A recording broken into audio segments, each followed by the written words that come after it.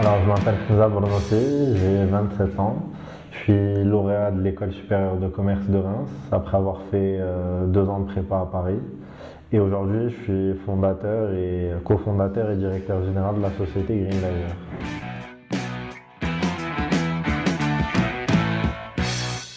C'est une suite logique de mon parcours. J'ai fait toutes mes études secondaires, primaires, etc. dans des instituts français. Donc la suite logique, c'est d'aller faire ces études en France, ce qui m'a permis de faire une prépa à partir de 2006 à Paris. Et enfin, je savais ce que je voulais faire, je savais là où je voulais aller. Donc j'ai privilégié les études supérieures en France pour ensuite faire une école de commerce en 2006.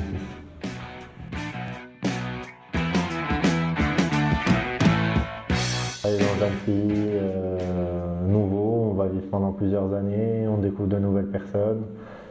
On a une ouverture qui est beaucoup plus grande, je pense, sur ce qui nous entoure et ça a été une expérience très enrichissante sur ce point-là pour moi personnellement.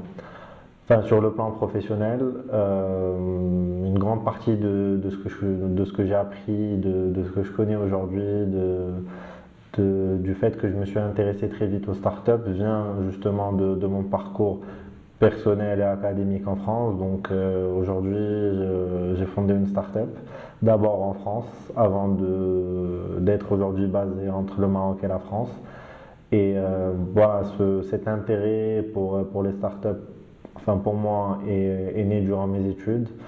Et enfin, une start-up, c'est un environnement qui est complètement différent de ce qu'on peut appréhender du monde de l'entreprise. On est une start-up et on cherche des fonds comme toutes les start-up. À la mi-2010, on a eu l'occasion de discuter avec l'ancien ministre de l'Industrie et des Nouvelles Technologies au Maroc, qui nous a parlé justement du lancement d'un fonds d'investissement qui était dédié au financement des startups. Voilà, on a postulé pour obtenir un financement. On a réussi à lever auprès du Fonds Maroc Numérique Fund et auprès de quelques business angels au Maroc, dont Morad Mkwar, qui est fondateur d'M2T. On a réussi à lever 5 millions de dirhams, ce qui a fait que, voilà, à partir de fin 2010, on a une présence au Maroc, on garde une présence en France et au Maroc, mais on est principalement basé au Maroc.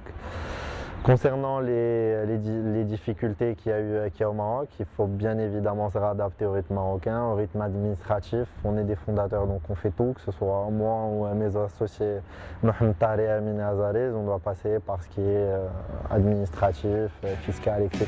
au Maroc.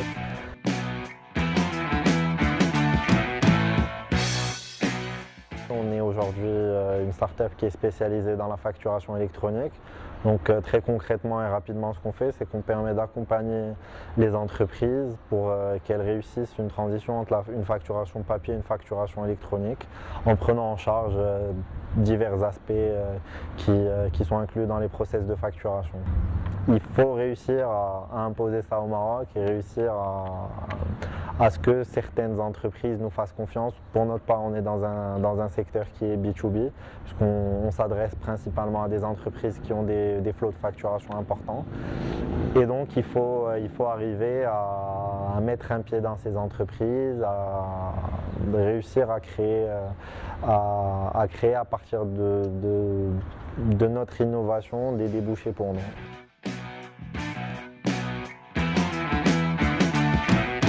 Donc aujourd'hui, je pense qu'il y a pas mal de débouchés, pas mal de niches, pas mal de secteurs qui sont encore pas totalement saturés et qui sont encore quasi vierges, comme pour nous par exemple sur la facturation électronique.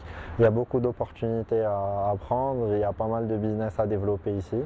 Donc le conseil que je peux donner aux futurs lauréats, aux lauréats qui sont installés en France et qui travaillent déjà, si vous avez des idées, il faut transformer ces idées en entreprise.